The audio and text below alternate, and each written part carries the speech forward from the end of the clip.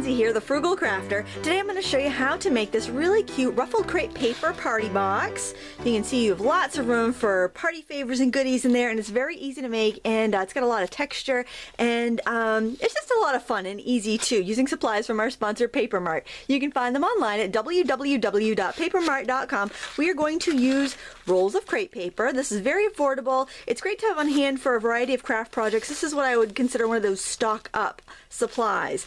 We're also going to use some baker's twine. Another thing I love to pull out for little embellishments on my projects. I've got some tulle and some organza ribbon, some doilies of course, buttons, and macaroon boxes. So I'm going to show you how to put together the slider for your macaroon box. So they come in packages of 25, and you get 25 bottoms and tops. And to put these together, very easy. You just fold the two sides in, fold the two ends up, and then once you've got that kind of that pre-folding done, it's very easy. Just fold over the two edges and fold it up like that, and then kind of hold it with one hand, and you can fold in your ends, and when you tuck that last tab down, it locks it in place. So you do the same thing to the other side, just push in those little corners and fold it down, and those little tabs on the bottom just kind of latch it in place really easily. Now we're going to make a pull for our box. So what I'm using is an awl, but you could use a crocodile. I just don't know what I did with my crocodile, which is a shame because I use it all the time. I think I might have packed it up to take it to a class, and then forgot to bring it, forgot to unpack it, so it's probably sitting in a bag down here somewhere. I just made a nice hole with this just little awl, just a hardware store awl. And to make the pull for my box, I'm going to use some tulle and some organza. Very fun to combine slightly different shades of materials to give you a really interesting look. It just has a little more depth of color than just using all exactly the same colored materials. And then what I'm going to do is I'm just going to twist them together, and I'm going to use a crochet hook to pull the fabric through. And I know you probably think I'm doing it backwards, but I'm not. Just wait, you'll see. You'll see. I know what I'm doing. This is a little tricky, so you got to pull this fabric right through the hole with your crochet hook.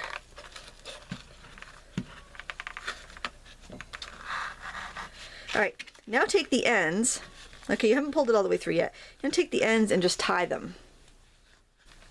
Alright, now we can trim this neat.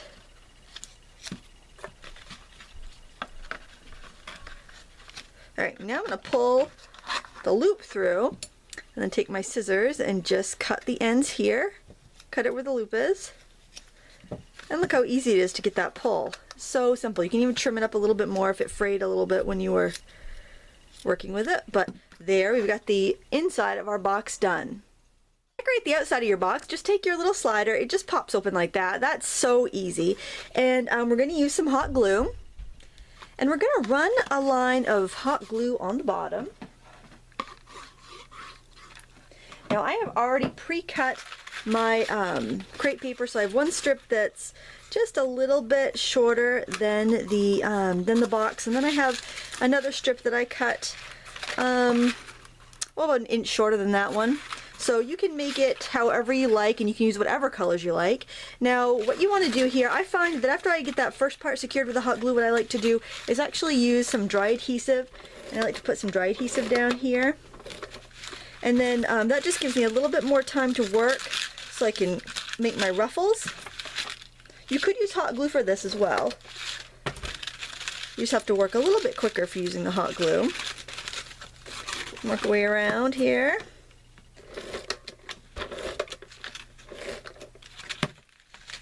Just kind of keep pleating and ruffling as you go. I cut about 18 inches of crepe paper, and it was more than enough to get around my box, so just keep that in mind. The nice thing about using the dry adhesive is if you need to, you can lift it up. Like if I wanted a little more ruffle there, I could lift that right up, and I could re-ruffle. So you can't really do that with a hot glue without tearing your crepe paper, so that's the other reason I kind of like the dry adhesive when I'm working with this first layer. The second layer, you need the hot glue for it to stick, because the dry adhesive just isn't powerful enough. But for that first layer with the green, or with whatever color you want for your first layer, I like to use the hot glue. And then because I want to make sure I have a really secure bond on the bottom, I use the hot glue again. All right, so there we have the first ruffles, and as you can see, they don't have to be perfect. They can be very sloppy. What we're going for is volume here. And then for this row, we're going to use hot glue the whole way. Let's start off with some hot glue. I love hot glue. It's my favorite. Use it for everything. I like, people ask me all the time, what glue gun do you use? And actually, I use this high temperature Surebonder a lot just because it's got a longer cord. But honestly, I prefer the dual temperature Surebonder, the red, and you can actually find that at Paper Mart if you're interested in that. And it uses any of the glue sticks. I like to get the dual purpose glue stick, so it's got like, you can use it for high temp or low temp. I like to use low temp if I'm working with something that would melt if I used stuff that was too hot, or if I'm working with the kids and they want to use a glue gun too. If I can use the low temperature, I just feel a little more comfortable with that. Stuff like if you're making hot glue stencils and things like that, you really need the high temp, because otherwise your glue won't melt fast enough for you. And in the winter, in my unheated studio, I need the high temp or my hot glue won't melt at all. So that's kind of the different reasons I would use different things. So I know you're probably thinking, wow, Lindsay, that looks like a hot mess right now, but don't worry, we're going to have this all neatened up in a jiffy. So what you want to do is take a doily, and you'll notice that on these 6-inch paper doilies, you'll have you've got a big bump on each corner. So what you want to do is fold kind of on either side of the big bump, and then you fold it back, and you're going to end up with this really pretty pleated doily. It's very easy. So I love this because you can easily make up a batch of pretty favor boxes. It's not going to take you a long time, and they're going to look so custom and pretty. And you know, a lot of times those beautiful things take a long time to do, but not the case with this. So what I'm going to do is actually wrap this down around like this. See, it already looks kind of custom. Now to attach a doily, I'm just going to wrap it with some baker's twine, and I'm going to use the green twine since I use the lavender one in the other one. And I'm just going to wrap it around the box about 3 times. Easy as can be. And then I'm going to adhere it with a little bit of glue. You could tie it if you want, but I think just a little dab of glue will do just fine. And then I can actually use that same glue to stick on a little embellishment. This is just a little frame that I have stamped and punched out previously. I'm going to stick that right on there, and then top it off with a button or 2, because I think that just looks so cute. So let's use a hot glue to do that. I love the hot glue, as I mentioned before. I'm going to put a little, when I got a teeny tiny thing, I'll put the glue down first. That way I don't burn my fingers when I'm trying to move it. And there we go. And we can slide our insert right in here, easy as can be. And we have a custom favor box. Aren't they cute? I just love them.